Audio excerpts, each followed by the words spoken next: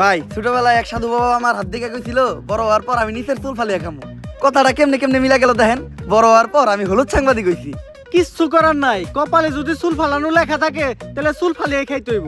এখন প্রথমে যাবো কেক পট্টিতে, খুব ট্রেন্ডিং এ আছে, নিউজ বানাইলেই লাখ লাখ ভিউ। তারপর যাবো সিজান ভাইয়ের ভাতের হোটেলে, যাই উল্টা পাল্টা প্রশ্ন করবো। সিজান ভাই সেই তো যাইবো, ভুলভাল উত্তর দিব, ভিডিও ছাড়লেই ভাইরাল। আর যেহেতু দুপুর হয়ে গেছে, ফ্রিতে গরুর মাংস দিয়ে 1 প্লেট ভাত ছাটিয়ে দিমু, কাম হইলো খাওয়ানো হইলো। কি গো ভাই, এই জায়গায় এত মানুষ কে? কি হয়েছে এই জায়গায়? ভাই এই জায়গায় একটা লাশ খুন হয়েছে। ভাই দেখা তো মনে হইতাছে 6-7 বছরের কোনো বাচ্চা। নিউজটা নিয়ে নিবো নাকি? যা বেটা, এটা ট্রেন্ডিং টপিক নাকি? এটা ছাড়লে কি ভিউ হইব? ট্রেন্ডিং টপিক খুঁজ, যেগুলো ছাড়লেই ভাইরাল।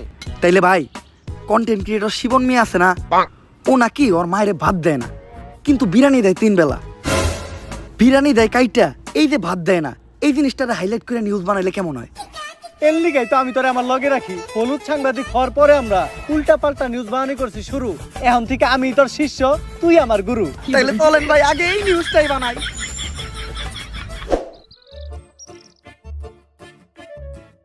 স্যার স্যার স্যার দাঁড়ান, একটু দাঁড়ান। স্যার, আপনি করে দেখে মনে হইতেছে আপনারা মিডিয়ার লোক। আমার ছোট্ট একটা বোন মাদ্রাসায় পড়ে, বয়স মাত্র 13। এক জানোয়ারের বাচ্চায় ওরে দর্শন করছে, কিন্তু কোনো বিচার পাইতাছি না। মিডিয়াই তো এই দেশের সব থেকে বড় শক্তি। স্যার, আপনারা এই বিষয়টা নিয়ে একটা নিউজ করেন, যাতে আমি আর আমার বোন ন্যায্য বিচারটা পাই। আরে বেটা, এটা কি কোনো বিষয়? দর্শন তো এই দেশে প্রতিদিনই হয়, এটা নিয়ে নিউজ করার কি আছে? ট্রেন্ডিং কোনো বিষয় থাকলে কও, যেটা নিয়ে নিউজ করলে লাখ লাখ ভিউ যাইবো। এক কাজ করো, কেক বানাও আর নাইসে নাইসে কেক বিক্রি করো। এই নাও আমাকে কাট। যদি এটা আসলেই করো তাহলে যোগাযোগ করো, আইহানিয়া ভিডিও বানাই দিয়ে যাবো। আর এখন আমাকে সময় একটু কম, স্বপন মিয়ার পারিবারিক বিষয়ে আঙ্গুল দিতে হইব। জান ভাই।